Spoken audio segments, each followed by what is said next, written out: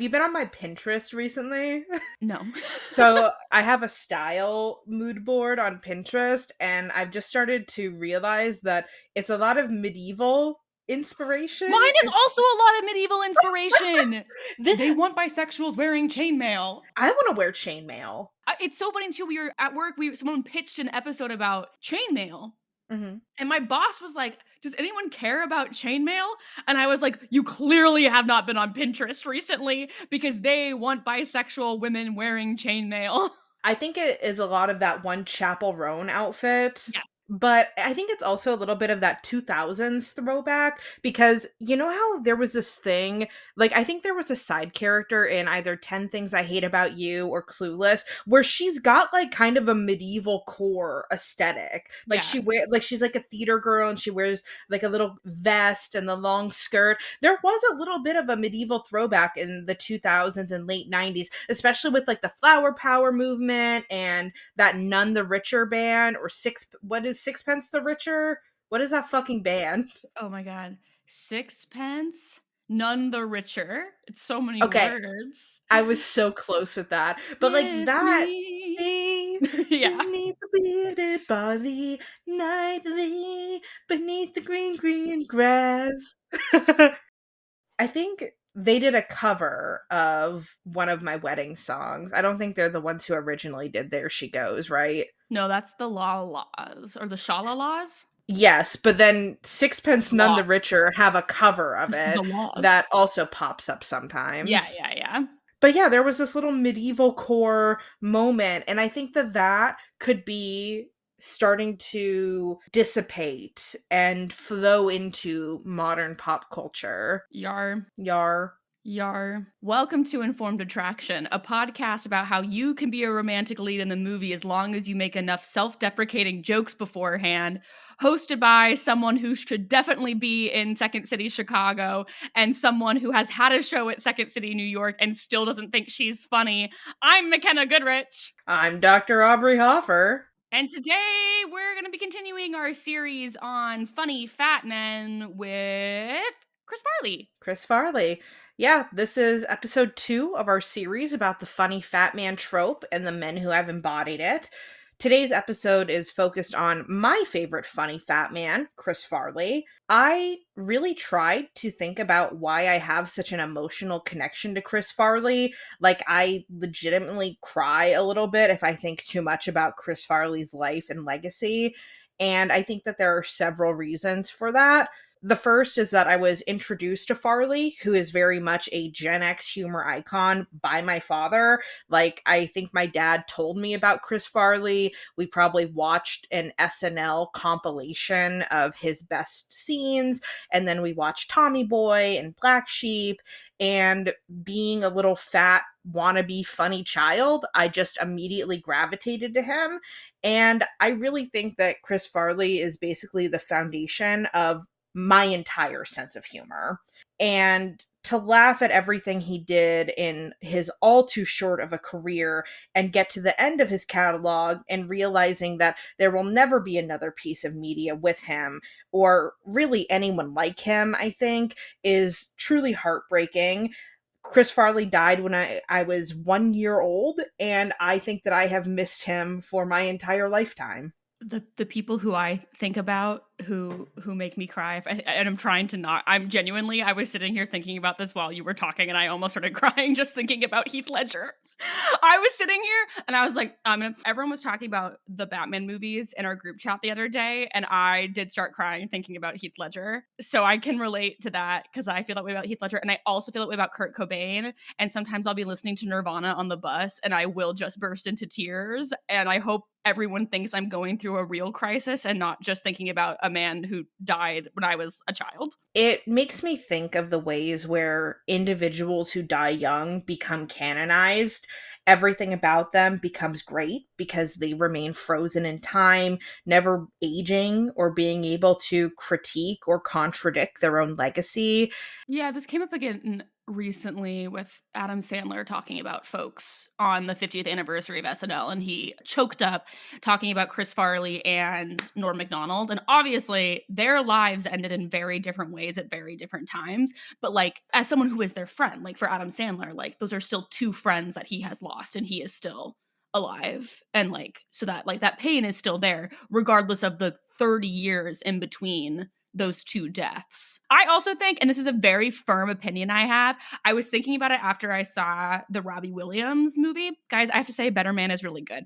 I don't think there should be biopics about people who died tragically young and cannot have a say in their own story. We've already talked about it in the last episode, but there is a Chris Farley biopic in the works. Josh Gad is apparently going to direct. Warner Brothers acquired the rights to the project for 2.5 million.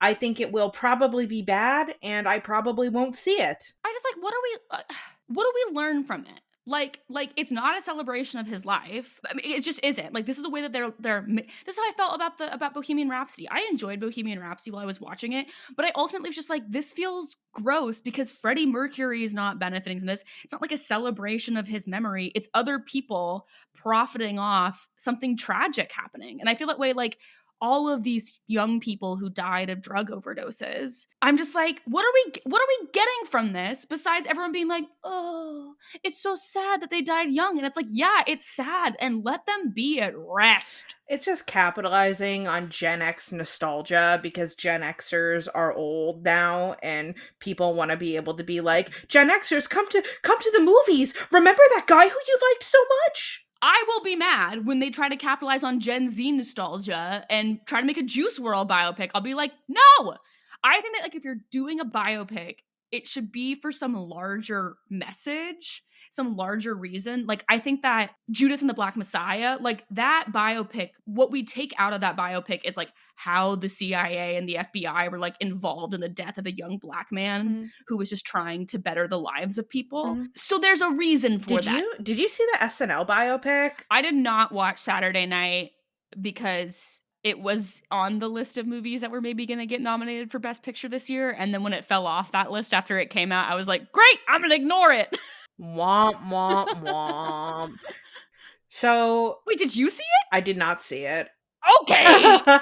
I was wondering if you did. I'm not a biopic person. The thing is, most biopics, I'm either like, I don't care enough about this person to see the biopic, or if I care about them, like I love Gilda Radner. I would love to see a documentary about Gilda Radner. An actual biopic, I'm sort of hesitant with for the reasons I've described that I have issues with biopics. Aubrey, do you have, like, an era of SNL that's really important to you?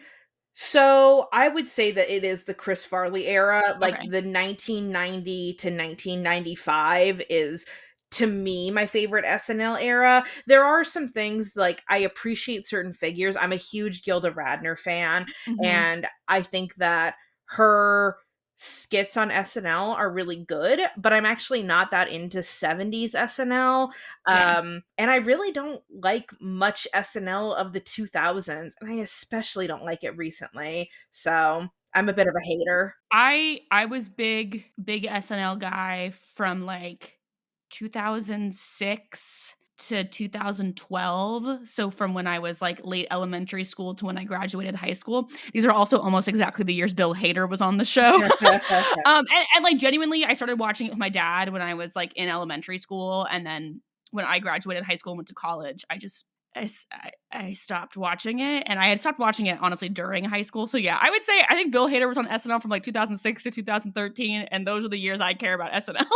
I never really that's probably around the time when I tune out of SNL. I like the Mulaney years. I think I mean, he created what is it? The Stefan character? Is that Bill yes. Hader's thing? Yeah. Uh-huh. That was probably to me the last funny, truly like iconic SNL character. I don't think they've had anything as iconic as that. I do think, and I wish they would have spread it out more instead of doing them so close together. I do think Domingo had the sauce, but then they oversaturated him too fast.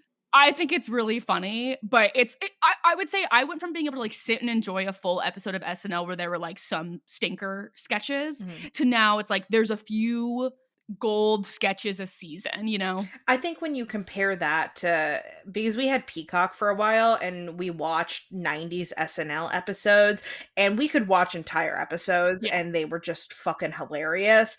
I also the last part of my life where I was thinking about SNL before now was I guess it was pretty recently, was when they talked about Henry Zebrowski's SNL audition and that documentary, and they were like, "Some guy, Henry Zebrowski, came out naked."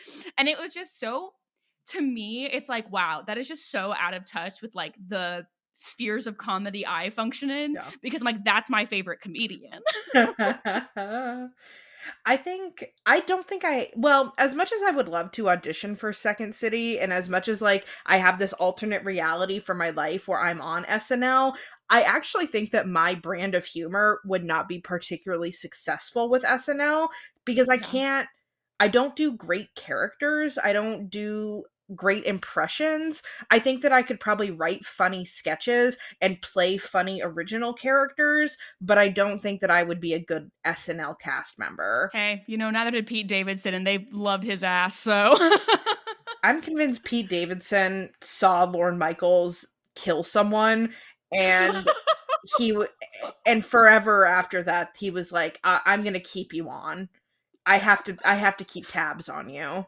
So, this was a bit of an extended intro for this episode. I think that with our feelings about legacy and folks who die young, I really think that our intent for this episode is just to celebrate the life of a man who's incredibly dear to my memory and the memory of many others, and just think about the role that he had in pop culture and the way his body was something that was used as a prop, but also something that I feel he had a lot of ownership over, and something that I feel really happy that I got to see in my life. So, Chris Farley was an American actor and comedian. He was a member of Chicago's Second City Theater and later a cast member of the. Aubrey, we've said Second City so many times. Should we tell the people what Second City is in case they are not New York or Chicago or comedy scum? Yeah, so I had this explanation later, but I think we should just do this now. So, um, We have said Second City like 20 times already this episode. also, when I was looking up a little bit of information for a blurb on what Second City is, a lot of sources refer to it as the Second City, and I think it's true. I've never heard someone call it the Second City. It is called the Second City. It's one of those like everyone calls it Second City. It's the opposite of when people put like S's on the end of things that don't have S's on the end when they make them possessive and they're not. But because everyone just says Second City Improv, Yeah. but it is the Second City. So, the Second City is an improvisational comedy enterprise. It's the oldest improvisational theater troupe to be continuously based in Chicago, with training programs and live theaters in both Toronto and New York. They are the place. Every famous funny person that you can think of has probably had some relation to Second City. Including your favorite podcast host, Mackenna Goodrich, who directed a show at the Second City, New York last year. Straight icons. What up? Shout out SMJ and Anne Marie. Second City, I think, is known for being vaguely cult like. There are tiers to Second City, and it seems as though you audition to be a part of Second City. A lot of people are part of the Second City touring groups, and then you can get promoted to being in main stage shows. And there is this sort of pipeline where there's a lot of folks who go from being main stage Second City performers to being on SNL. Yup. The one in New York is in the really weird corporate part of Williamsburg. When we did the show there last year, we got there and they were like, "Yeah, so there's nowhere for you to change backstage." So Anne Marie and SMJ had to change costumes in the hallway where there were like people walking through to go to and from their classes in the weird training center building. And we also had to go outside to get from like our green room to the stage. And that was a time, but we had a great time. We would love to go back and be on the big stage that has actual dressing rooms attached to it. So Second City, the Second City, New York, if you want us back, we'd love the big stage. And me and Aubrey would love either stage. I would love to lay on the ground near Second City. And we can accomplish that. I would like to be in a prone position on the sidewalk outside of Second City, and that's how I'll know that I've made it, baby. There's great barbecue near it. So, Chris Farley was a member of Chicago's Second City Theater, and he was later a cast member on the NBC sketch comedy show Saturday Night Live for 6 seasons from 1990 to 1995. Farley was known for his physical performance in comedy and his athleticism, something that you will probably think is quite similar to Roscoe Arbuckle, the subject of our last episode. There were many comparisons made between the two. That was a thought that I had while watching. It's like pretty early in Tommy Boy. He's like doing karate moves in the factory. And I was like, very Roscoe Arbuckle coded. Yeah, I mean, I think that it just speaks to how Roscoe Arbuckle created this comedy trope of fat bodies being very agile and people Yeah, finding that humorous. totally. And I don't know, there's a lot of reading that I've done on this subject lately, and a lot of people find it objectionable to have humor that's based on a fat body being agile, because the idea is that it's funny because you wouldn't expect a fat body to be agile, but I just see it and I'm like, dude, that's fucking sick as hell, and it's fun and I like it and I don't think it's bad. Everyone who listens to the podcast should know that Aubrey does Krav Maga. I do. I do have a brown belt in Krav Maga. I am not a Zionist. It is, it is, It's a crazy thing to have to preface, but you're right. well, because when people are, Wait, here. You can trust Aubrey when she says that, because Aubrey used to literally, in her Krav Maga classes when she still lived in Arizona, she used to beat up Phoenix police officers. I do. Aubrey used to beat up cops. So, like, an interesting thing I'll say about a self-defense space is that it tends to be very conservative coded. And I think that it's important for people to have shared spaces like that, right? Because cops who would go to my gym, they were learning self-defense techniques because they wanted to know, if somebody reaches for my gun, can I de-escalate that situation without shooting them in the head? And that's why I'm glad that that space existed. A result of that, though, is that I would frequently be sparring with grown ass men who would then go out and be cops for the rest of the day. And I would be going to grad school. And that's why Aubrey is also a funny fat guy. Aubrey is also the funny fat guy trope. I am. I'm the funny fat guy trope. I will talk about this with Tommy Boy. I do feel like you and I have a very Chris Farley and David Spade. No, do not compare me to David Spade in this movie. I'm so sad now. I loved it. Chris Farley was on SNL, and after his stint on SNL, he went on to pursue a film career and had successes like Tommy Boy and Beverly Hills Ninja. So we're gonna scale back now. What the fuck is Beverly Hills Ninja? Beverly Hills Ninja is actually an incredible movie where he is a white ninja. Also, what I've learned, I've been editing the first few episodes of the podcast, and I haven't seen a single movie, is what I've learned. Because every time Aubrey's like, have you seen this thing? I'm like, no. The plot of Beverly Hills Ninja is basically there's a white orphan boy played by Chris Farley, and he's found by a clan of ninjas when he's a baby, and he is raised by the ninjas, but he tries to like conform to the culture and like try to acquire the skills of a ninja, but he's not very good at it, but he's very good-natured and persevering, and they send him on a mission to Beverly Hills to investigate a murder. And yeah, it's I haven't seen it probably since I saw it for the first time when I was like 10, and I remember thinking it was funny. I like that his name is Haru, just like the bunny from Beastars. Yeah, the bunny from Beastars was named after Chris Farley. Is that true? No, absolutely. I was like, you could. That's true. I am so good at punking people because I was walking around Target with my husband the other day, and we saw in the pet aisle there was chinchilla dust, like the dust that chinchillas use to clean themselves, and I just went, It's so fucked up that they make that out of chinchillas. And my and my husband went, "Really?" And I was like, "No, what the fuck?" I was like, they don't make fucking dust out of chinchillas and sell it in Target. What the fuck are you thinking?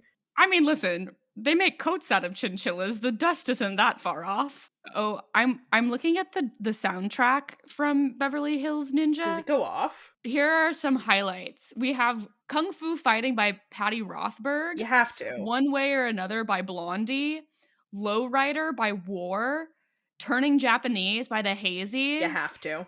Kung Fu Fighting by Carl Douglas, I'm Too Sexy by Right Said Fred, and the Japanese version of I Think We're Alone Now by Lena Lovitch. I like that. So I think that if we ever do a live stream, we should live stream watching Beverly Hills Ninja. Yeah, that sounds great. Christopher Crosby Farley was born in Madison, Wisconsin on February 5th Heard of it. on February 15th, 1965.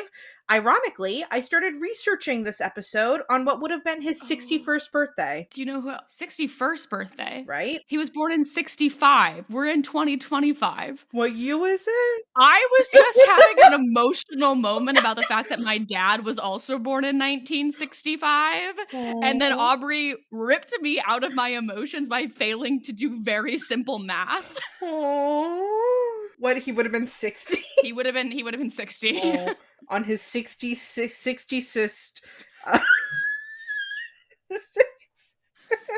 not his 60th, his 66th Oh, well, he birthday. was also born in 1964. So this whole thing, Oh, okay. you were right that it would have been you were right that it would be 61 years. You just full on said 1965. I forgore. I forgore. I forgore. Yeah, so I started researching this episode on what would have been his 61st birthday. He was only 5'8"? Yeah. Huh. He's a big boy. We'll get into some of his stats in a little He's bit. got tall energy. Oh yeah, I mean his energy was just huge. Also, He's it got tall it does man. remind you that everyone who's ever been on SNL is really short because you would not think that he's that height No. when you see the sketches with him. Hmm. His father was Thomas John Farley Sr., who owned an oil company, and his mother, Mary Ann Crosby Farley, was a homemaker. So he was a bit of a rich boy, similar Ah, to the child of an oil baron, it seems. Is just like my girl Julia Louise Dreyfus. that true? Yeah, she's insanely rich. Why are all these comedians the children of oil barons? Because if you have rich parents, you're able to be like, I just want to be funny on stage. Ah! Because your parents don't go, no, you need to have a job that makes fucking money, idiot. My parents have worked very hard to have the amount of money they have now. I would call us upper middle class genuinely at this point. Guys, why couldn't you have been rich when I was a kid? Why did you have to wait till after I graduated high school to start making money? My parents, they were like, you need to do something that makes fucking money. And they were like, be a lawyer. And then I was like, I'm going to get my PhD instead. And they were super proud of me. And now they're realizing that I'm poor as fuck and they don't feel as proud of me. Also, the description of Chris Farley's mother's career as a homemaker, I do want to add that my husband has decided that that's his preferred title is homemaker. Can we make Josh a LinkedIn page where he describes himself as a homemaker? I love it because it's so hard because he's like it feels a little weird to just say I'm a stay at home or like a house husband, like those feel very cutesy, but I think he prefers to think of himself as a homemaker, and he does. He makes this apartment a home. God damn it. Aubrey says from the closet. I am in the closet, but you know what? I, I'm in this closet because he put me in here. Exactly. Chris Farley had 4 siblings, 1 older brother, 2 younger brothers, and a younger sister. He went to private Catholic schools in Madison, Wisconsin, and apparently remained a practicing Catholic as an adult. Actor Joel Murray, Bill Murray's little brother, was friends with Farley in Second City, and he recalls that during their time while they were in Second City, that Farley continued to attend mass. I tried to see more info on whether this was something he did throughout his life or if anyone other than just Joel Murray said this, and you're shocked because you didn't realize Bill Murray had a little brother this whole No, time. I didn't, but also I just looked up Joel Murray and, like, I have seen this man in things a lot, many, many, many times, and the fact that he is Bill Murray's little brother is, like, rocking my shit. They don't look anything alike. No, they look nothing alike, and I have seen this man in so many TV shows. He's one of the Joel Murray is one of those, like, he's in every he's, like, guest starred on every TV show kinda guy, Mhm. and I literally am like, "How the hell have you been Bill Murray's brother this whole time?" He's on Mad Men, he's on 15 episodes of Mad Men. I love Mad Men. There's 9 Murray siblings total. So I think it's Brian Murray who was the one who started doing Second City in the 70s, and Mm. then he must have opened the door for all the little brothers to come in. Well, because he was also on SNL, right? He's the voice of the Flying Dutchman in SpongeBob. That means nothing to me, you know that? Oh, I forget. You weren't socialized right. Yeah, I wasn't allowed to watch SpongeBob as a child. Yeah, Brian Doyle Murray was also on SNL. He was on 52 episodes of SNL Yeah. in the 70s and 80s. Love that. I feel like so much of this is just me saying a sentence about Chris Farley, and then we just talk about other things. Yeah. All right, Chris Farley Schmarley. Mhm. Chris Farley played football in high school because he lived in the Midwest, and you have to, Uh-huh. legally required. Yes. He graduated from Marquette University in 1986 with a double major in communications and theater. He Yep. was McKenna's favorite type of man, a rugby player at Marquette, and while he was there, discovered his love for comedy, so hence the double major in communications and theater. After college, he worked with his father at the Scotch Oil Company in Madison, and it was there that he started doing improv at Arc Improv Theater in Madison. Is Tommy Boy a biopic? I think Tommy Boy is very much inspired by his life experiences, especially like his relationship with his father. His father outlived him, so there Oh. wasn't, I think, anything from that like he was drawing on for the specific plot points, but I think Yeah. Tommy Boy is like a love letter to his father. Yeah, because I mean, well, just because I watched Tommy Boy last night, so it's, fresh on the mind. He goes to Marquette and is on the rugby team in that movie. Yeah, I think that Tommy Boy was very much a passion project for him that was heavily inspired by his own life. Cool. So he starts doing improv in Madison and makes his way to Chicago, where he performs at Improv Olympic and then does apparently well with that, and then goes on to start doing Second City in Chicago. And fun fact, Chris Farley's first day doing Second City was the exact same day that Stephen Colbert started. Oh, good for So him. they were cohort mates. Farley was originally part of their touring group, and he was promoted to the main stage in 1989. Then in early 1990, SNL announces their new cast members, which includes Chris Farley and Chris Rock. Hell yeah, good for Chris Rock. Oh, Second City Touring Company. One thing I have to say about that, I can't believe I didn't bring up earlier. When I was in college during our orientation week, the Second City Touring group came and performed at Kenyon College in the middle of Ohio, middle of nowhere, good for them. And the show got interrupted because bats flew down from the ceiling. I love that. I saw Very spooky middle of the woods type of shit. I saw a Second City show my senior year of high school with a friend of mine because he was like, my dad bought me tickets to this and we're going to go. And I said, sure. I don't remember anything from it, but I remember thinking, I could do this. And you're right. I am right. And you're right, and you should say it. I could be a touring member of Second City. I'm confident about this.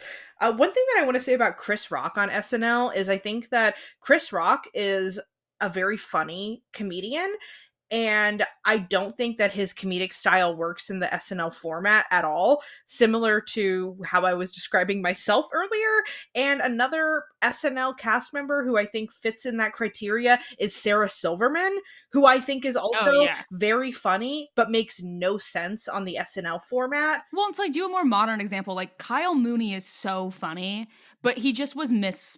misplaced in SNL. Like, it was never like, Kyle Mooney was always meant to be, like, in a Tim Robinson type of show, and the, like, mainstream Yeah. comedy yucks was not ever gonna be Kyle Mooney's jam. I saw Tim Robinson's live show and it was so bad. I actually found it offensive to people who paid. I went because a friend of mine had a ticket and was like, "Let's go together." Say which friend it was, because 'cause we're gonna mention him again. Say what friend it is. it's It's recurring character it's our Bryce good friend Bryce DeLulo. DeLulo. On SNL, Farley frequently collaborated with fellow cast members Chris Rock, Adam Sandler, Tim Meadows, Rob Schneider, and David Spade. This group became to be known as the Bad Boys of SNL. Okay, I love Tim Meadows. I was just talk about how much I love Tim Meadows. Me too. The idea that Tim Meadows was a bad boy of SNL makes me chortle. Yes, they were fratty and rambunctious and wild, but they were the kind of boys where they would get hype, and if something broke, they would turn to you with that impish little smile, and you'd be like, "Oh, I can't stay mad at you." Like they would just be fucking shit up, and then they'd turn to you and be like, "No, no." See, I can be mad at them for that. We'll get into this about how I felt about Tommy Boy later, but that doesn't work on me. Oh my god. Farley, it works on me every time, unfortunately. Farley was really known for his pranks in the offices at SNL. Adam Sandler and Farley would make late night prank phone calls from the SNL offices, and it would basically be Adam Sandler speaking in an old woman's voice and Chris Farley farting into the phone. Do you know what I've unfortunately not been able to stop thinking about this entire episode, Aubrey? What?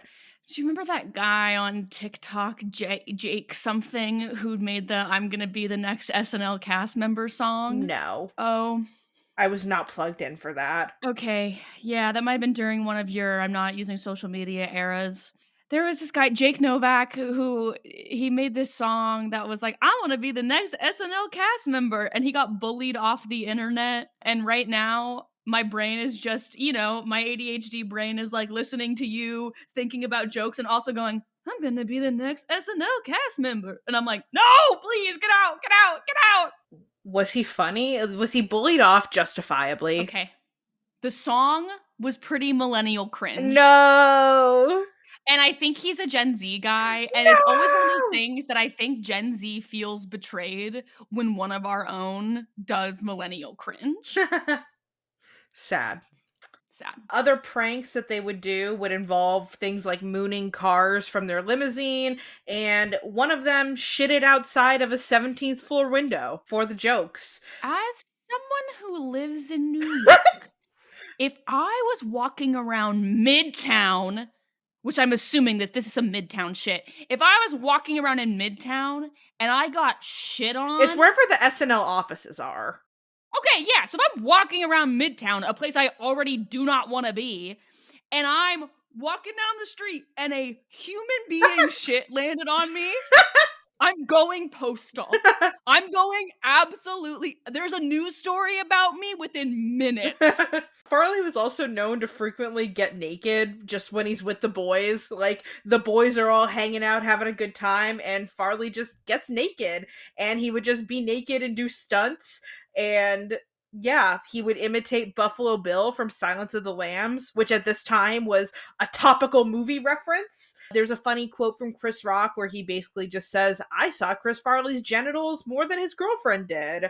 They were just wild and crazy guys. And Wild and crazy guys. this is what eventually led to all of them being fired. Yeah, Because because you, that's a horrible workplace environment. you can't be like that. And I think that this is where we get into that like canonization of people who die young, where if Chris Farley had remained alive, people would not look back on these antics and be like, "Oh, it's so funny." They would be like, "Wow, that was really stupid and immature and fratty." So I want to talk about Also, isn't Rob Schneider, like, evil now? Rob Schneider is so evil now. Also, Yeah. Rob Schneider is half Filipino, so every time I look at Rob Schneider, I'm like, "That's my son." My husband is What? Filipino, I should say. I'm not. You look at Rob Schneider, who's 30 years older than you, and go, "That's my son?" Well, no, I just think like that's what my son could look like. Oh, if you and Josh have a baby, your son would be a Rob Schneider.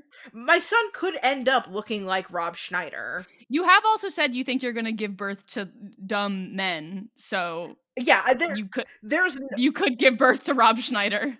there's no way that my womb could produce an intelligent woman. It's literally impossible.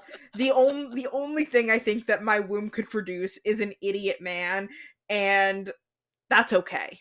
The world Yeah, needs them. I'm gonna try to breed them and just make them. I no, but I'm gonna try to just make kind idiot men. thank God.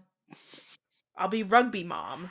Rugby's fun to watch, so that'll be good for you. Yeah, I'm gonna get into it. I'm gonna be like, Yeah. bite him, bite him. You know, biting, a totally legal thing in rugby. I think that in all sports we should just be allowed to fist Oh, fight. I thought you were gonna say in all sports you should be allowed to bite people. Could you imagine Very if true. during a baseball game someone, like, slides into home and then just fucking chomps down on the catcher? You should be able to bite ankles. I want to talk about some of the popular characters performed by Chris Farley on SNL. This is a portion where we're either going to watch 5 minutes of SNL clips or 30 minutes of SNL clips. Really just depends on McKenna's vibe today. So, one of his most popular characters was a character named Matt Foley, who's an over the top motivational speaker who frequently reminds other characters that he was living in a van down by the river. Does he break a table in one of these sketches? You know, there's many skits that involve him breaking a table. I just feel like I the Matt Foley character is one that is familiar to me as someone who also has a Gen X dad, and I just said that my memory is, but I think I've like smushed every Chris Farley sketch that I've seen together in my mind, and so it's all just one amorphous blob floating around in my brain. I'm gonna send this one to you. This one is iconic, Great. and there's a lot of fun facts associated with this character. So I'm gonna have you watch it. I'll give you some fun facts, and then Wait, no. I hate when they try to make me play it on the small little bitch player on my laptop. I want the big boy YouTube player. Oh, Aubrey, I'm getting an ad for the play that goes wrong. I'm gonna be in that play in Shelby County Community Theater in Kentucky. And then Broadway. And then Broadway, the Shelby County Community Theater to Broadway pipeline. Louisville Theater is actually kind of famous. Yeah. That's why everyone who auditioned for this play had an insanely good English accent. And my director is like, do your best. And I'm like, I'm not going to do very well at that. Was Christina Applegate an SNL cast member or was she the host of this episode? I think she was the host of that Okay. episode. Okay, so they're talking about Phil Hartman and Julia Sweeney are talking to their teen children, David Spade and Christina Applegate, about weed. They're saying pot, but I can't bring myself to say pot. Yes. I love Phil Hartman. His life is also so sad. All I know about Phil Hartman is that his life is sad, and I don't know in what way his life was sad. I just know, oh, Phil Hartman. He was murdered. Oh, he was the one who was murdered. I don't know why I got like excited when I said that. Yeah, he was murdered by his wife. Oh, yes, I did know that. Yeah. Oh, Phil Hartman just said that Matt Foley has been down in the basement drinking coffee for the last 4 hours. Yeah, that's going to prime you for the energy that's about to come out. This has 32 million views on YouTube. This is a hilarious sketch. Bob Odenkirk wrote this sketch. God damn it, that was one of my fun facts. Stop reading the descriptions. Oh. I wasn't reading the description. I read a comment. Stop reading the comments. Lock in. This tie is crazy. It's so funny. He looks like he's taking a shit. Oh, he currently lives in a van down by the river. Yeah.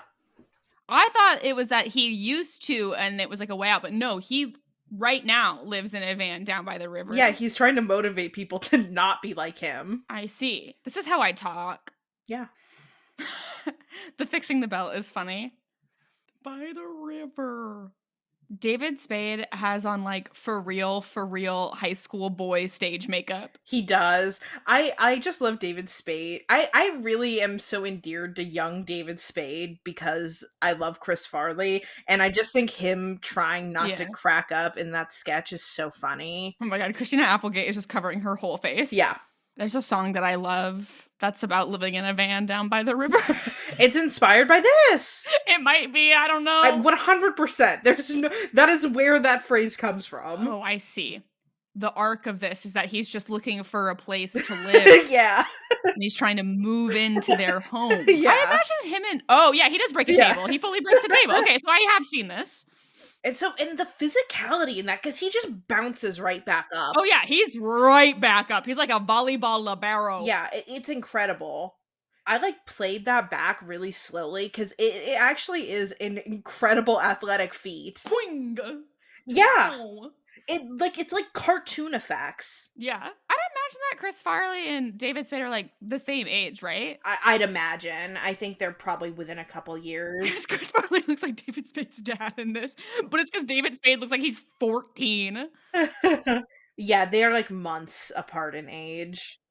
And they were, like, like, Adam Sandler has done a lot of, like, memorial stuff with Chris Farley, but even Adam Sandler has been like, "No, like, David Spade was his best friend." Well, when I was on Wikipedia last night, as I do, people were like, "Well, when David Spade didn't go to Chris Farley's funeral, it meant they had a falling out." And David Spade was like, "No, I just was gonna be really sad to be there, and so I didn't go because I would have been too sad."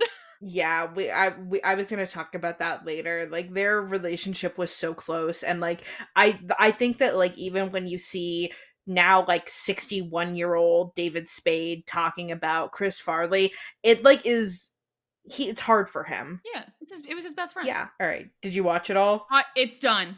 Okay. They have kicked Matt Foley out of their home. I love that sketch. You destroyed my first fun fact, which is Sorry. that the Matt Foley character was created by Farley and Bob Odenkirk of Better Call Saul when they were both performers at Second City. Farley said that his mannerisms from the character were a combination of the position that his rugby teammates took on the pitch, Yeah. coupled with his high school football coach's habit of squatting down when giving a pep talk. He looks like he's shitty. Yeah, and the voice is the inspiration of his dad's voice that he would use when he would get angry. It's just so funny because I feel like I do exactly that way where I'm like, okay, the thing that we're gonna do now is we're gonna lock in. Like that's like when I do like my big over the top Midwest voice. And truly it could be some lizard part of my brain that had watched that sketch as a child and like locked onto it. It very well could be. So the Matt Foley character in early renditions, he would just use the name of whoever his friend was in the audience. And then one day, his longtime friend Matt Foley was sitting in the audience, and Farley used the Matt Foley name and was like, "This is the best name for this character," and refused to change it.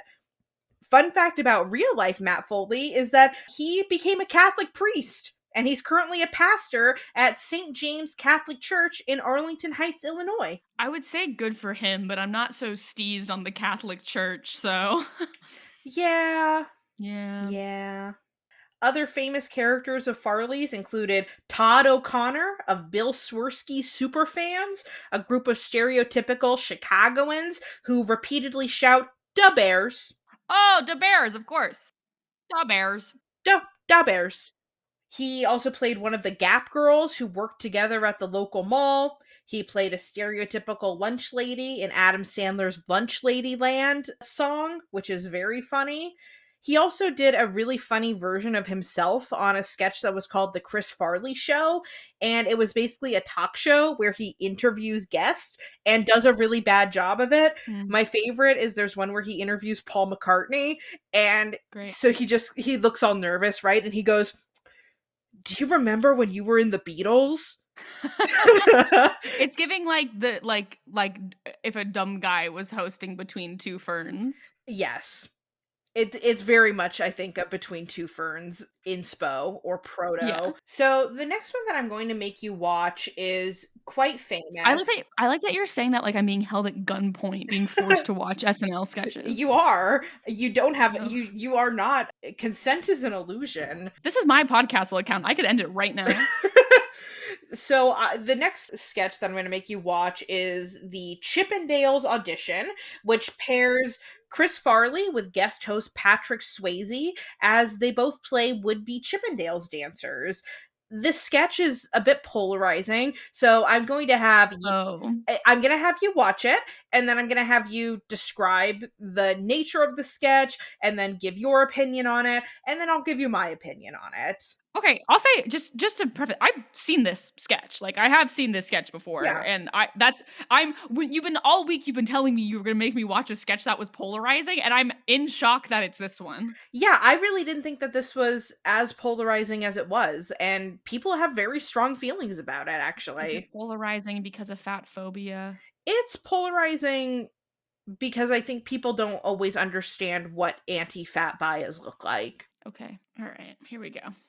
We're at a Chippendales. Are people mad because the implication of this sketch is that Chris Farley is more attractive than Patrick Swayze? And so I'll say that the controversy around this is that people think that this is too mean-spirited. Oh, it's so interesting that to me that people were really into Patrick Swayze's hair at one point in our history. Yeah, I mean, the whole Patrick Swayze was like the male standard, and it's so interesting thinking about his body type in this sketch because people would now look at that physique and be like, he's mid. Well, people, I mean, he's this gets into a whole thing about how like male body image has become so unattainable because like there are a lot of men who be like, "Oh, he's skinny." Yeah. And he's super skinny. Chris Farley's shirt popping open is funny. Both of these are what peak male form looks like, and I mean it. It's so facts. I say this as someone who's dated a lot of skinny little bass players and also big rugby players. These are both peak male form. And as someone who did comedy dance. Have you dated a guy who has like Chris Farley's body type in this? I Yes! love that. You've been with some fat boys. Chris Farley just did the worm. Okay. Or he didn't do the worm, he did the grind on me. Again, his physicality in this sketch is crazy good. This is another where I feel like it being 6 minutes really works for this because I think there's a really nice arc. Well, because it gave them the chance to do Yeah. the dance. And I loved the dance. Oh, they're hugging. Oh, we're backstage. Okay, they're coming back out to get the news. Mhm. They picked Adrian. Boys being emotional. Oh, I did not remember that Adrian's body was just much, much better than yours line. Oh. I stand by my previous and I talked about last week during the Roscoe Arbuckle episode that like Chris Farley isn't even that fat. I mean, facts. I his heaviest weight reported, I think, was 300, but I think he was not 300 pounds when he was doing a lot of his more famous sketches.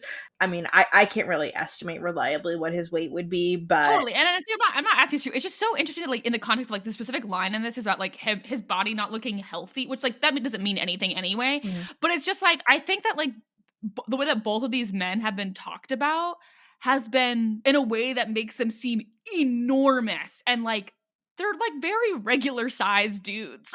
Oh, yeah, I mean, the way that people talk about I mean, I have purposefully cut out a lot of stuff in my script for this where people are like, "Chris Farley's weight killed him. He struggled with his obesity his entire life. Like, he tried to get Yeah. treatment for his obesity, and the fact that he couldn't is why he turned to drugs," and I just think that that's untrue. I think it's just wrong to say that. Yes. Did you finish the sketch? I finished it. I finished it. Can you summarize the scene? Oh yeah. Okay. So in this sketch, it's a Chippendales audition. It's come down to the final two, and it's Patrick Swayze and Chris Farley, who are characters named Adrian and Barney, respectively. They dance, they both dance, and it's kind of clear as they're dancing that Adrian, Patrick Swayze's character, is like looking at Barney and being like, oh my God, this guy's a good dancer. And then they go backstage and they're like, when are you gonna get it, man? I love you so much, buddy. Oh my God, I hope you get it, blah, blah, blah, blah, blah. Very, very good boy stuff. And then they come back out and the panel, which includes Jan Hooks, Kevin Nealon, and Mike Myers, award the spot to Adrian. And the justification they give is that Patrick Swayze's character has a better body than Chris Farley's character. And then it sort of ends with like Adrian like affirms that Barney is a better like, Adrian's like, "He's a better dancer than me, so if you're choosing me over him, it's just because my body is better than his," and they're like, "Yeah." And then as they keep giving the explanation, we get this, like, zoom into Patrick Swayze's face being like, "And I remembered that day for the rest of my life, and my life was forever changed by Yeah. Barney," and then it ends. Also, like but, like, Patrick Swayze's character is, like, on pure dancing alone, like, how would you rate so it's interesting because like, the sketch is sort of predicated on this, like, anti-fat bias of like, well, his body is just much, much better than yours. But like Patrick Swayze's character does not feel that way and is not using it. It's interesting. That's a really interesting sketch to me because I feel like there's like a bigger conversation happening at the center of it.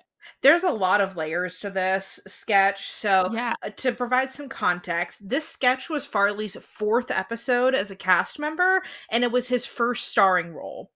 This sketch was insanely popular and incredibly well received. It's considered by his agent what led to him being signed by his talent agency. This was really huge for him. Oh. So, basically, the sketch was written by SNL writer Jim Downey, who was mostly inspired by Patrick Swayze, who at the time was known for being really hot and a really good dancer.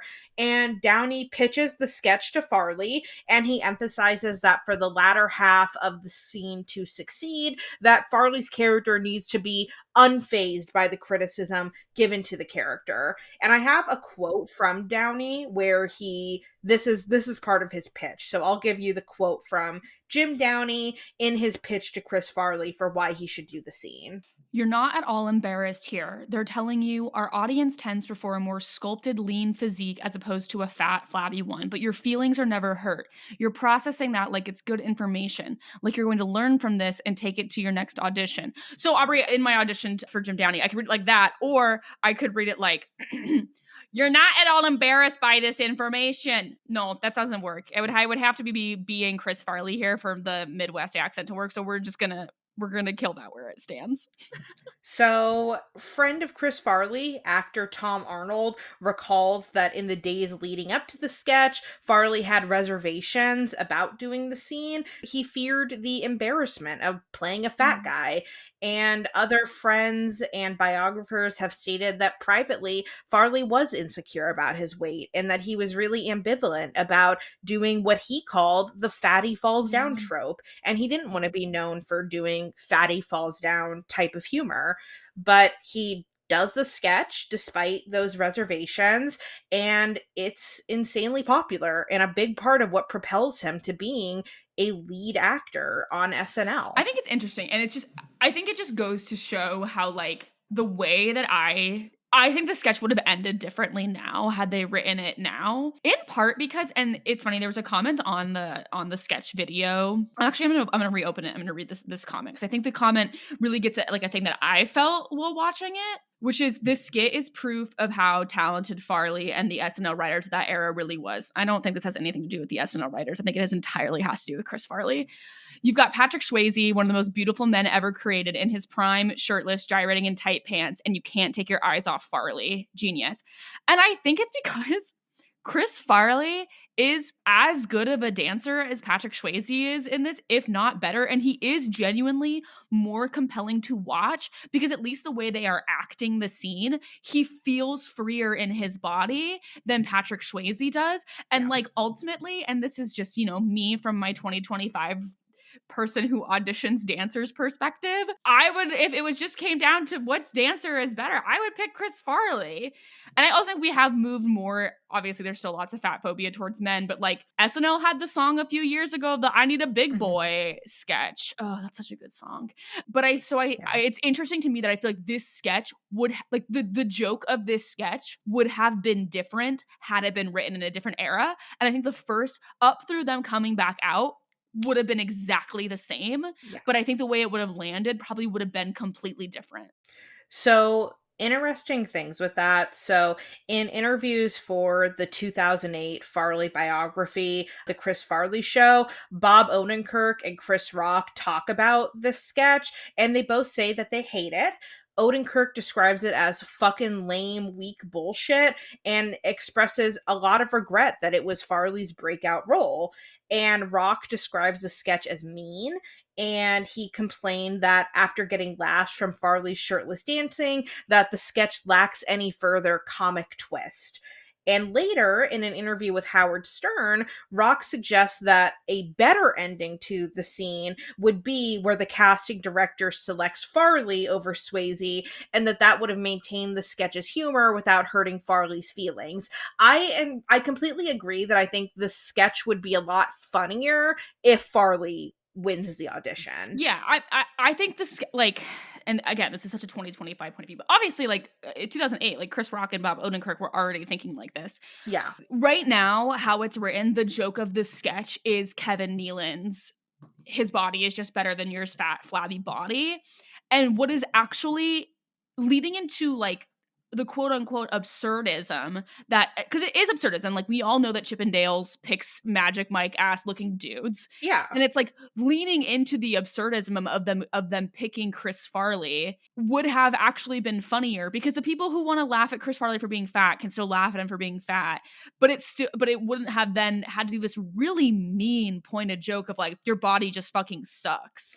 Yeah. So Downey's argument in favor of the sketch, in his opinion, he thinks that the sketch goes beyond this cheap gag of just laughing at Farley's shirtless dancing, because in the scene, all of the characters consider Farley as a serious contender. The judges earnestly take down notes during the performance, and the judge states multiple times how difficult it is to choose between these two characters.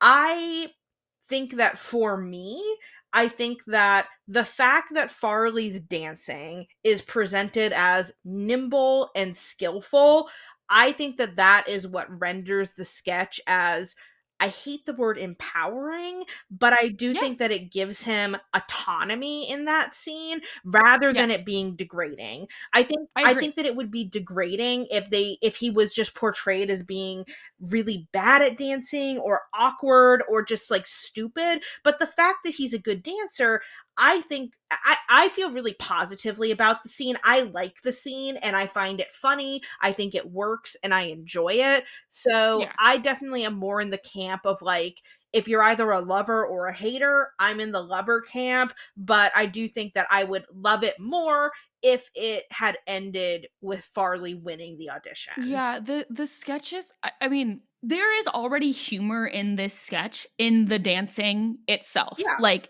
the way they are both dancing is funny. Like, I was in a comedy dance troupe in college, and there's, like, a way to dance that is just funny, and I think it's hard because just saying that they're, like, genuinely saying it's hard to decide, but the whole joke is that then Kevin Nealon's character basically says, "We were never gonna pick you because 'cause you're fat."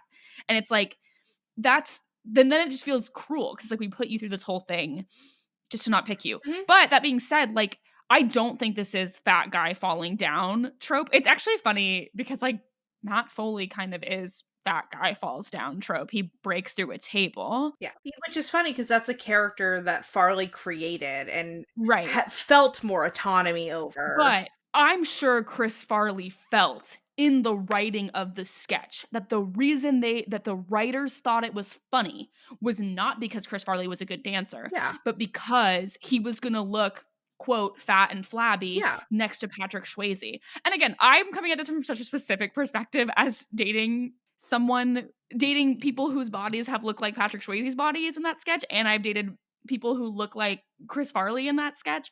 And so for me, I'm like, yeah, that's two hot dudes. yeah. But I know that that's not the perspective that it was written with. No, I'm really curious since you are a dancer. Can you use your fancy dancer language analysis and explain why Chris Farley is such a good dancer in that scene? I said it a little bit earlier. He is just much freer in his body. Yeah, Like, and it leads to more of like, I'm gonna go back and just watch a little bit again too, but he has more fluidity in his movement. A lot of and it's gonna be a stylistic choice, but like a lot of Patrick Swayze's movements, you can tell that he's holding tension in his muscle, which part of that is like the hot guy trying to pose and dance at the same time.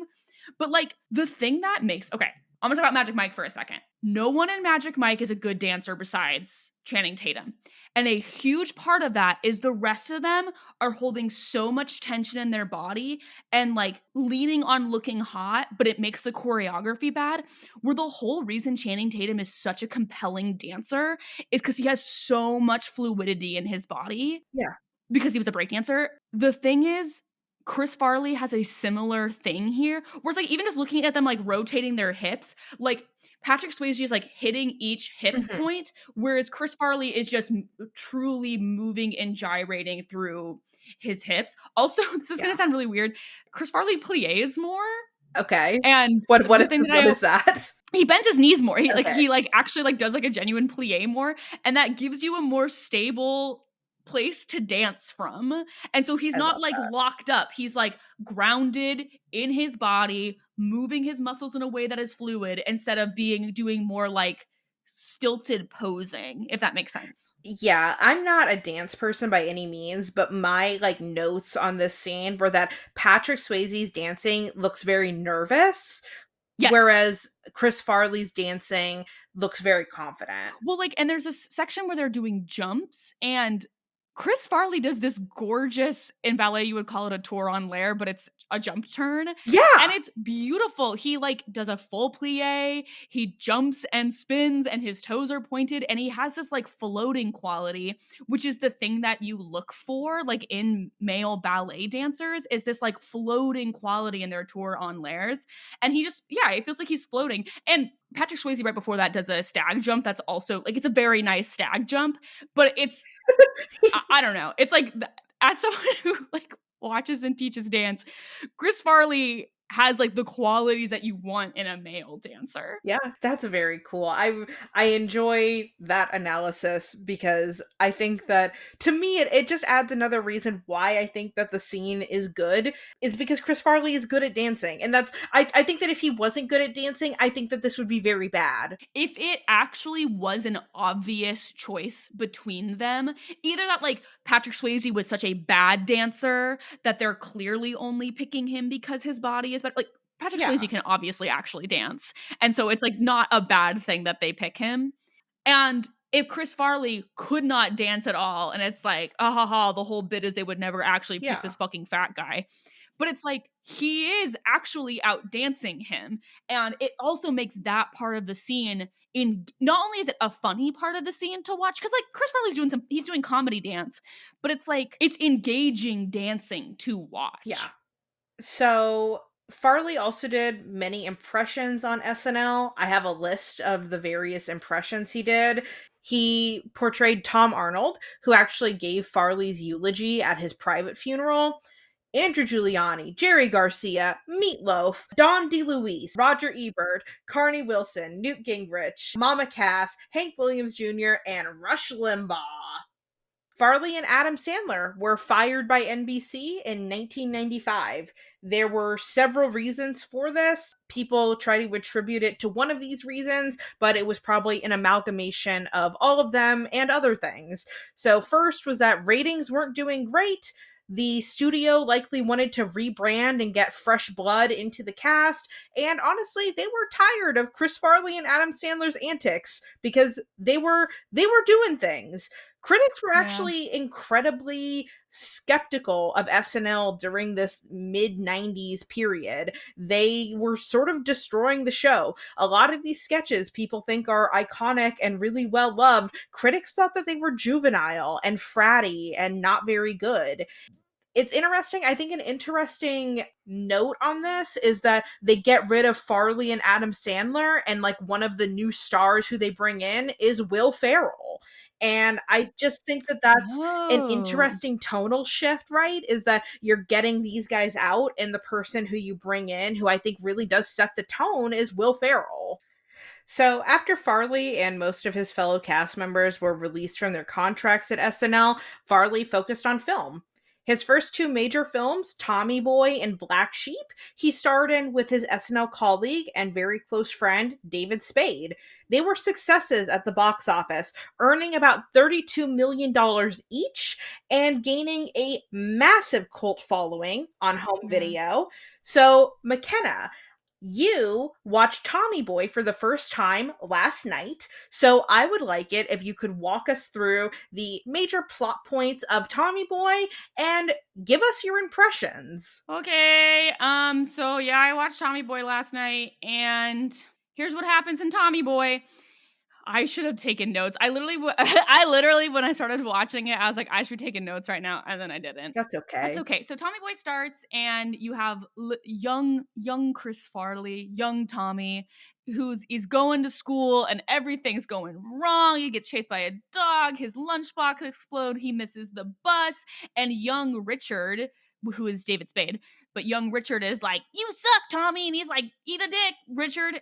I don't remember the exact lines. And then it flashes forward to Tommy being late to his last final in college at Marquette University. The first question you see on this history exam is something along the lines of who was the first person to sign the Declaration of Independence. And it's blank Hancock. And Tommy writes Herbie Hancock. Ha ha ha ha ha ha ha. Which comes back later. So with a D plus on that exam, he graduates college and he goes back to his hometown of Sandusky, Ohio, where his father offers him a job at his auto parts manufacturing plant, Callahan Auto. And it's very clear that Tommy is a Nepo baby because that boy is incompetent. He is so bad at everything. And David Spade, Richard, who is like Tommy Sr.'s right hand man, is like, "What the fuck? This Nepo baby's getting a job. I'm pissed." And then in the next scene, Big Tommy introduces little Tommy, Tommy Boy, to his new wife to be, played by Bo Derek. And Bo Derek has a stepson, Paul, who is played by Rob Lowe, who's like a bad boy. Yeah, And then at the wedding of Tommy Sr. and Beverly, right? Is that Bo Derek's character's name? I think so. Okay. At their wedding, in the middle of the Tommies performing a song together, Big Tommy has a heart attack and dies. As a result of this, a lot of the people in Callahan Auto want to sell the company to a guy called Zelinsky, who owns like a big auto parts store. And basically, it ends up with Tommy and Richard going on this road trip to try to make $500,000 worth of sales before this like big board meeting where they're going to sell it to Zelensky. They achieve this because after some real flops and Richard's car getting destroyed by Tommy, Tommy and Richard are in a diner and Tommy convinces the waitress to fire some chicken wings for him even though the kitchen is closed. And then Richard is like, "This is how you're going to sell to the customers." So they end up doing the $500,000 worth of sales. But Paul, who you find out is not Beverly's son, but her husband, because they're scammers, sabotages the computer so it looks like the sales did not come through, which then creates strife between Tommy and the girl who he wants to kiss, whose character's name I forget. In my brain, it's Martha, but I don't know that that's right. I think it's Michelle. Michelle, sure, whatever, an M name. So they realize that they need to just go talk to Zelensky. So they pretend to be flight attendants and get on a flight to Chicago where they go and Zelensky's like, "Screw you, man. I'm buying Callahan so I can slap the name on these parts. People trust Callahan Auto, but we're going to make it at my shop and all of your dad's employees are going to lose their job." So then Tommy pretends to have a bomb strapped to him. Oh, Michelle shows up and is like, "They're scammers. I have evidence that they're scammers and that they're married." And so then Tommy pretends to have a bomb strapped to him so he can get walked into the boardroom with the news crew, and he convinces Zelensky to sign an order for $500,000 on camera. And then when the camera's cut, Zelensky's like, "Well, I don't have to honor this because I'm about to buy the company anyway, and you don't have any voting shares." But then, dun dun dun, Tommy reveals that Paul and Beverly are married, so they did not inherit the shares from Tommy Sr. because that's bigamy and that's illegal in Ohio. And then yay, Tommy still has the order from Zelensky, who does not get the company, which means the order goes through. Tommy goes back and gives a rousing speech to the crew at Callahan Auto and was like, I'm going to be a good boss now. And then him and Michelle kiss. Yeah, Oh, and then there's a very nice moment where at the end he's on a boat that his dad gave him, and his dad like makes the wind go so the boat will sail, and it's very sweet. it is very sweet.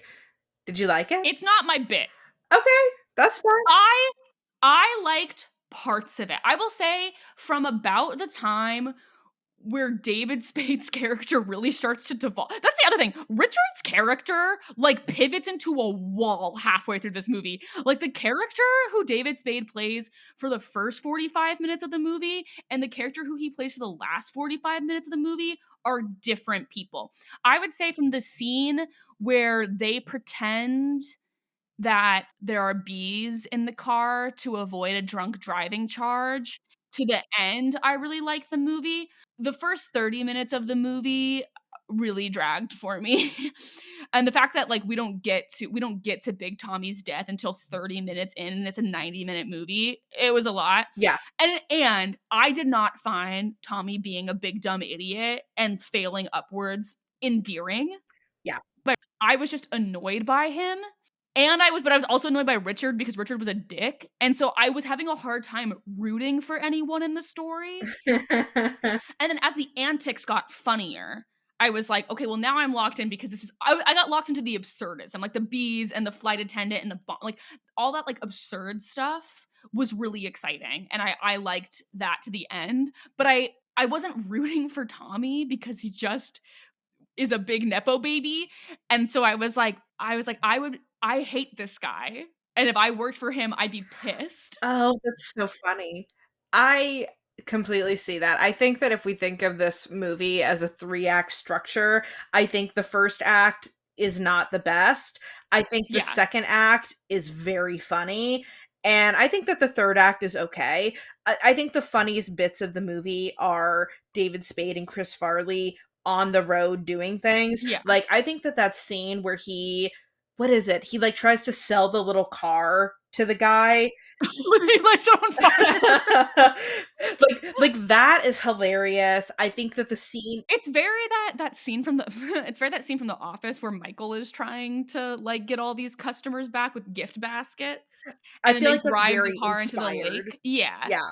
I will read you my Letterboxd review because I know you didn't read it last night, but my Yes. I gave it a 3 out of 5.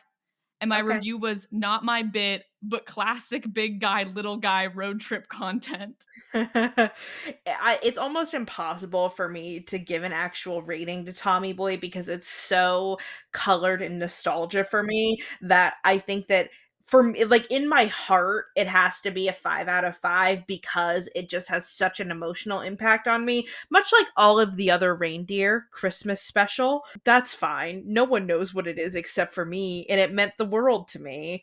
It's Drew Barrymore, Oh my god, I have no Aubrey, I've never seen a single movie. and you've never seen any movies. So there are certain movies that for me are a 5 out of 5 for nostalgia alone. I think that if I was actually going to rate my true rating of Tommy Boy, it still is probably like a 4 out of 5 to me. I think the parts that make me laugh in Tommy Boy make me laugh so hard. There's one scene where he says something and he's like, what do you call someone who goes to school for 5 years? A doctor. Like that was 7 years, 7 years, yeah. because that's how we established that Chris Farley's been in college for 7 years. Yeah, so, like, that's classically is the caption of my post from when I graduated with my doctorate and became a doctor. I love the movie, I find it absolutely delightful. You know what's interesting is Roger Ebert, like, hated Chris Farley so much, he gave Fat man on fat man hatred. it's literally fat on fat crime.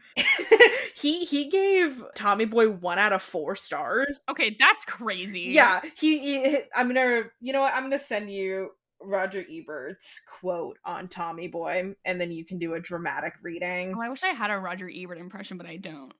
I'll do it in the Midwest voice, okay? We'll do that. We'll do that. before you start, I'm gonna say the film is literally on Roger Ebert's most hated list. That's crazy. Okay. Yeah. Tommy Boy is one of those movies that plays like an explosion down at the screenplay factory. You can almost picture a bewildered office boy, his face smudged with soot, wandering through the ruins and rescuing pages at random. Too bad they didn't mail him to the insurance company instead of filming them. That's not even a review of the movie. Yeah, and the movie actually critically panned. Like it had very mixed critical reviews. Bo Derek was literally nominated for a Razzie for this movie.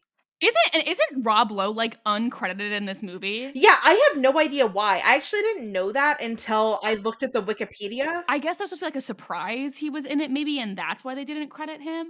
But he is like a bigger part of the movie than Bo Derek's character is. Look at why Rob Lowe not credited in Tommy Boy. He wanted to be a happy surprise. Yeah, that's okay. That makes sense. Yeah, I guess that the script originally focused on the relationship between Tommy and Paul, so Rob Lowe was probably going to be a way bigger part, and then I think that they shifted and it became more of a buddy I thing see. with David Spade, and then Rob Lowe was like, I'm just going to be a surprise that I'm in this. That's I see. I see. very strange. I've been watching a lot of Rob Lowe because I love the game show The Floor, which he is the host of. Yeah, overall, I like it. I love moments. I think the moments I love. Oh, I was gonna sorry. I have to get this out before we move on to like wrapping up the Tommy Boy section. Yeah, The scene where David Spade's character watches a woman get naked at the pool and then starts to jack off in their hotel room, and then Tommy walks back in. I'll say I agree with Roger and that expert that feels like a random script page that got added to the movie. And it is the moment where I do think Richard's character kind of turns and you're like, why is this guy kind of a creepy and weird? And then he starts like getting drunk and shit. That scene made me be like, what the hell? Like, and then it just doesn't really affect anything else in the rest of the movie. And I was like, that's a product of its time, maybe. But I was like, ew. so I think part of that too is with the production of Tommy Boy, and David Spade has talked about this. The script was written when they filmed, but also every day Chris Farley and David Spade would be like, "How do we make this funny?" And so that scene where David Spade goes like, "Housekeeping, housekeeping." That was just like a joke that David Spade and Chris Farley had. So I also think that as they were recording, more and more of just like David Spade and Chris Farley's little Yeah. bits got incorporated in, and the Richard character just becomes David Kind Spade. of goes Yeah, away. Yeah, because the character sort of is gone by the end of the movie. yeah. Yeah. But overall, I like it. I think the moments of Tommy Boy that I love the most are Chris Farley being vulnerable. Like, I think his reactions to his dad dying, Yeah. I think that the scene at the end, like, those are very sweet notes. And to me, I think that had Chris Farley continued to be alive and be in movies, I think that he would have continued to be in movies where we would see more of that vulnerability. We'll talk a little bit more about that in a minute about some of the roles that he didn't get to play. Yeah. So, the films that Farley was in made him an incredibly bankable star, and he also starred in Beverly Hills Ninja, which we talked about earlier, which was also a box office hit. His final films, Almost Heroes and Dirty Work, were posthumously released in May and June of 1998. He had a ton of projects that were in some stage of development when he died, and I want to walk through them and just think about an alternative history of what life would have been like had he been in them. Chris Farley was cast as one of my first ever celebrity crushes, and he didn't get to play this character. I want you to guess, McKenna, what animated character I had a crush on that Chris Farley would have voiced. We talked about this, right? He was supposed to voice Shrek. No. There's another. Oh, we're not talking about Shrek here? We're not talking about Shrek yet, McKenna. There's Chris Farley was cast as the voice of one of my first ever crushes in life. Aubrey, we've talked about so many animated characters that you wanna have sex with. This is so hard for me. I'm so cute. I don't think you're gonna be able to guess it, but if you do, it's gonna be crazy. 'Cause I'm like one of the Charmin bears. No. I don't know. He recorded 50% of the dialogue for Oswald. The octopus? Yeah. Oh, Yeah. that's so He sweet. died just before the voiceover was complete. The role, eventually went to Fred Savage, but yeah, he was originally the voice of Oswald. Yeah. Oh my gosh. And then this was spoiled for you already, but Farley was originally cast as the voice of Shrek. He actually recorded 85% of the dialogue for Shrek, and there were only 5 days left of recording before he passed away. I feel like now they would have just AI'd the rest of it, Yeah, so the film which is, like, evil and bad, but is absolutely what they would have done. Yeah, so they considered having a Farley impersonator record the remaining lines, and they even asked his brother John Farley if he Mm, could complete the filming because they basically had identical voices, yeah. and his brother was very upset by the fact that his brother had just died and said that he couldn't bring himself to do it. And so eventually the role goes on to Mike Myers, who, is the Shrek that we know. I do want Yeah, I feel like there's also there's, like, an evil capitalism element that, like, I'm sure they wanted to make more movies, and even though there was 85% of the way done, Chris Farley was dead, and so they were like, Yeah, We're gonna have to get a new Shrek anyway at some point." right.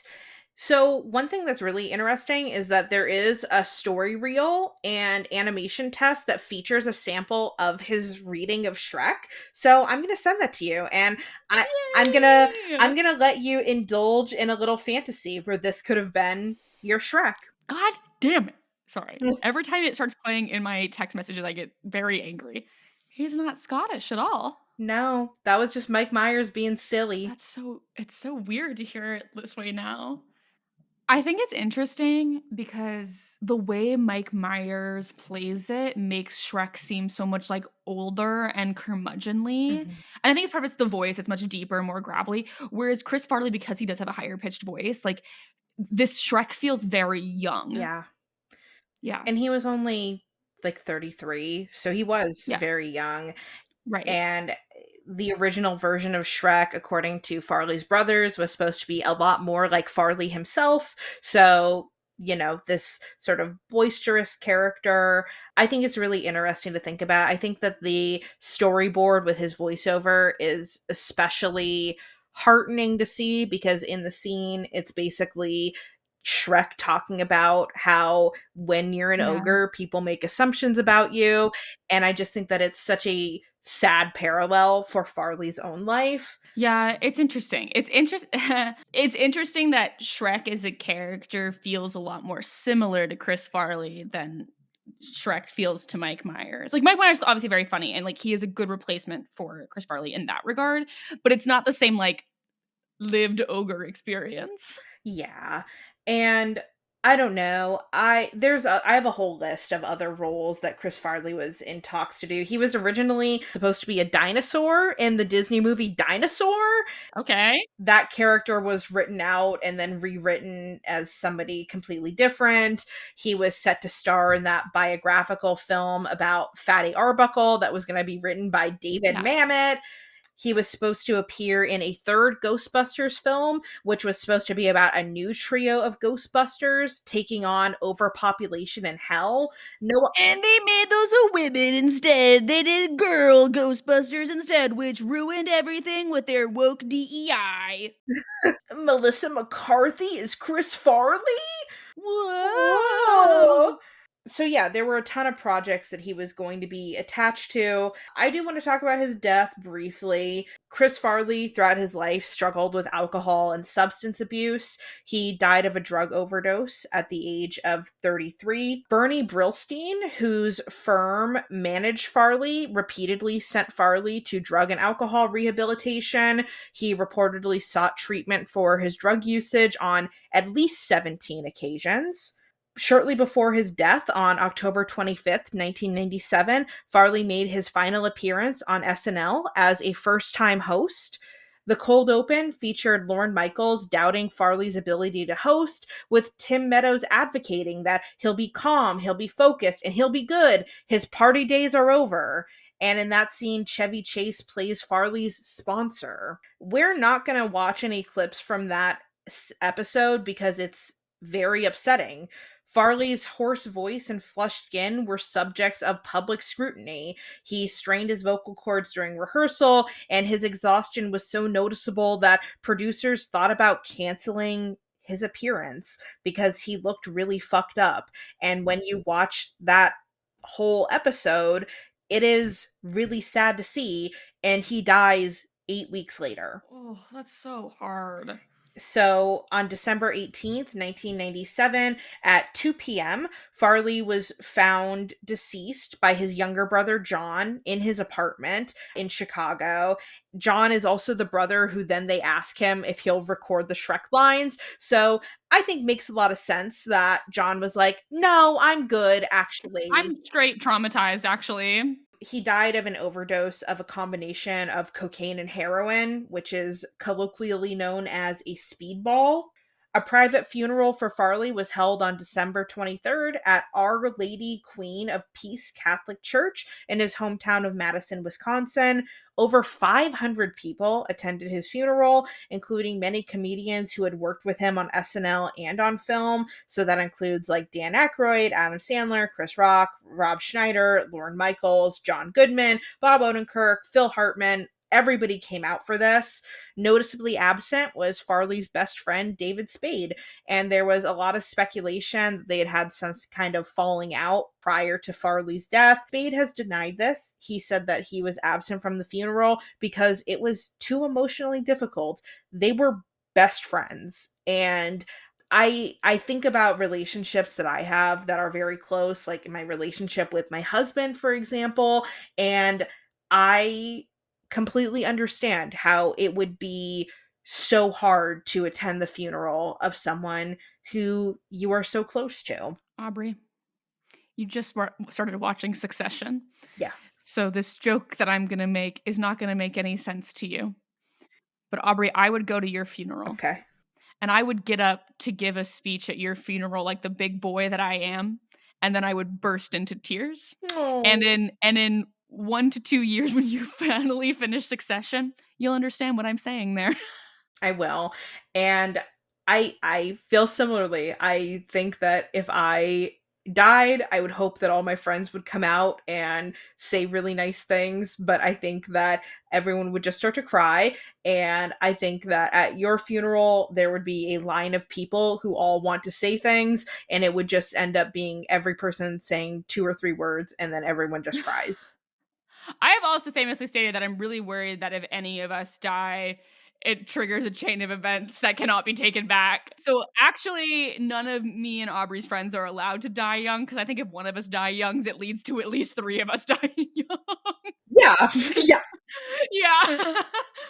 This is not a group of mentally well people. No, like it is a domino effect. Well, frankly, it's impressive that David Spade and Adam Sandler are doing well. Yeah. I mean, that's the thing. That's why we have backups. We have understudies in our group chat so that Yeah. if one of us dies, we all have a substitute who we can tag in, because the Yeah. loss would be too great that it would be the only thing keeping us all from all just dying. Someone else still has to voice Shrek. We all need to have our Mike Myers on standby. Exactly. So, in terms of Farley's legacy, his career, private life, and early death are often compared to John Belushi, who maybe one day we'll do an episode on. John Belushi died at the same age and from a similar drug overdose. I think this is very unfair to both men. People will sometimes say that Chris Farley like lived his life trying to be just like John Belushi, and that was how he died the same way. Chris Farley didn't die intentionally. By all accounts, his last words were, "Don't leave me alone," or Yeah. "Please don't leave me." No, he was a drug addict who was struggling. Yeah, I mean, surprise, like Hollywood, SNL, comedy, Yeah. it creates a culture where people are very sad, actually, and oftentimes do a lot of substances as a way of coping with the deep sadness that they feel. This goes back to the conversation we were having at the beginning. The whole reason there's a 27 club is because there are so many celebrities who are sad and struggling with drugs to keep up with their lifestyle, and it's horrific. It's Yeah. horrific. In 2018, Adam Sandler wrote and performed an emotional tribute song dedicated to Farley in his Netflix stand up special, Adam Sandler 100% Fresh. That performance is on YouTube. He also played it live on an episode of SNL that he hosted. We're not watching that because it also makes me cry. But yeah, I mean, I think that Chris Farley is someone whose legacy has been kept alive by his friends and the people who love him and who felt really touched by his presence. And I think that he remains somebody who people who are fans of him feel touched in that way because he epitomizes something that I think really resonates with people who have felt like they are underestimated because of what they look like. I think he speaks to people who feel vulnerable, and I have big love for him in my heart, and I am sad that he is not around. I have my big conspiracy theory that I think is going to lead into our conversation in the next episode is that I think that had Chris Farley continued to live, Oh, yeah. I don't think that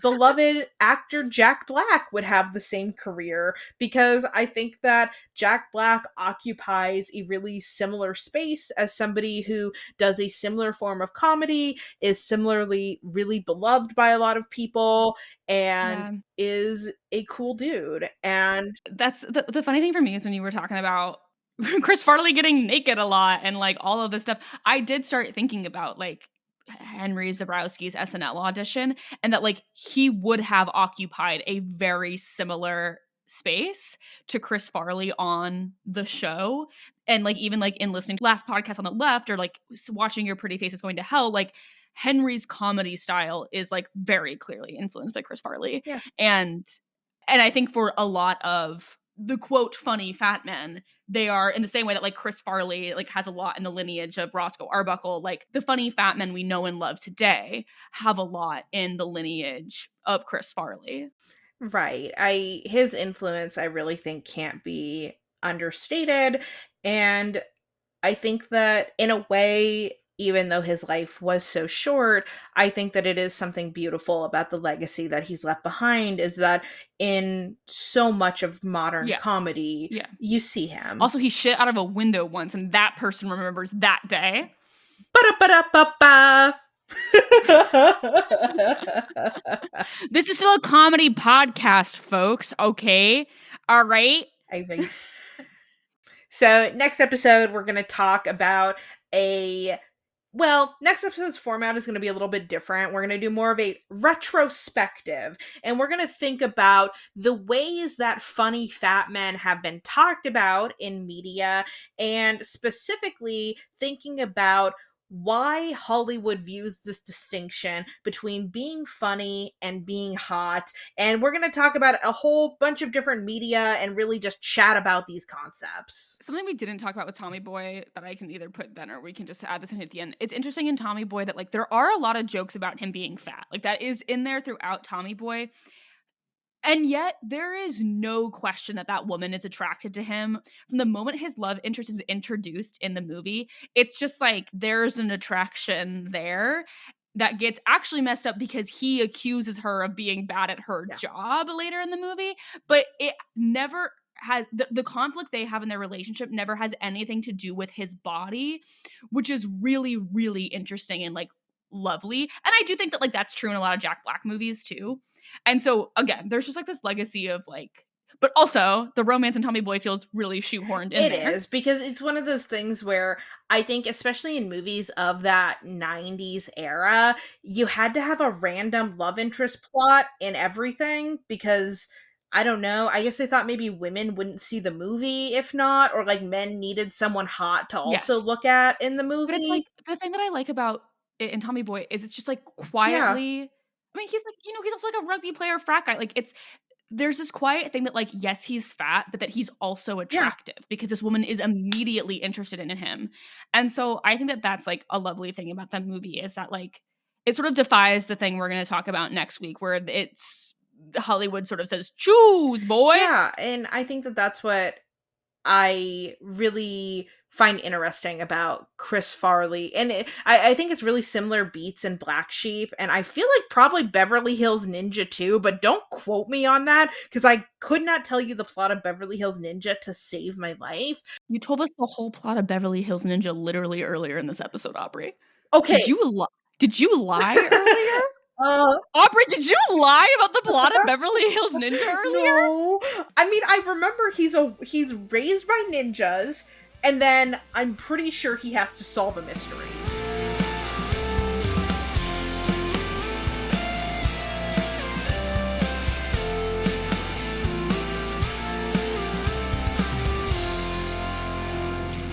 Have a question or a topic that you would like for us to discuss? Send us an email at informedattraction@gmail.com.